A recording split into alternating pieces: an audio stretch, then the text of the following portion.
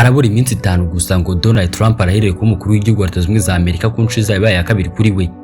Nk'uko abantu benshi barabyiteze, bari bazi ko umukobwa Ivanka Trump azongera kwinjira muri White House nk'umujyanama mukuru w'ubutegetsi bwa Donald Trump ugiye ku mukuru w'igihugu wa 47 wa Leta Zunze Ubumwe za Amerika.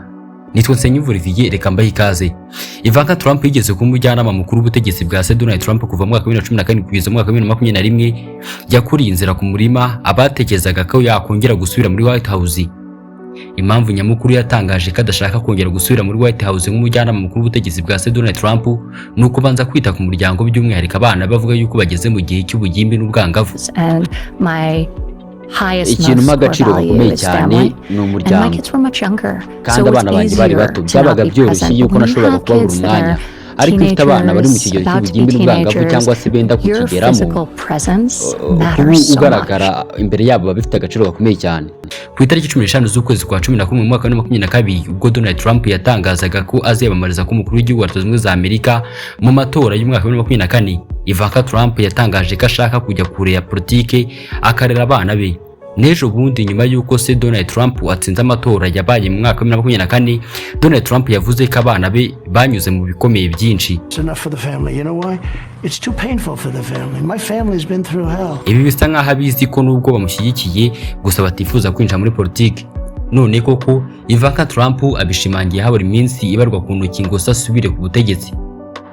Nk'uko yabyivugiye, Ivanka Trump akunda gushyiraho ingamba no gukora impinduka, akanga politiki.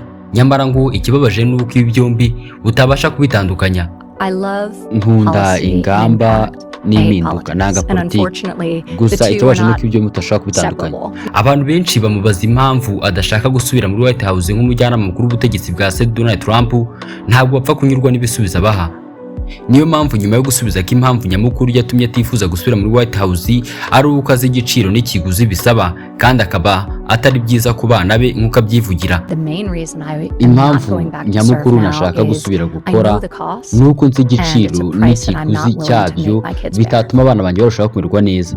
Yahise abazwa niba nta bantu bari kumubuza gukomeza gusubira muri uyu mwanya. Utagaruka. Nyuma yo kumubaza iki kibazo, yabasubije ko iki ari ikibazo akunze kubazwa kenshi. Ku itariki 20 z'ukwezi kwa mbere nibwo ibirori byo kurahira k'umukuru w'igihugu kwa Donald Trump nk'umukuru w'igihugu wa Leta Zunze Ubumwe za Amerika bizaba birimbanyije. Abahanzi benshi bazaba baratumiwe, bizaba ari ibintu byiza cyane. Baramushyigikiye kandi bamubonamo ubushobozi.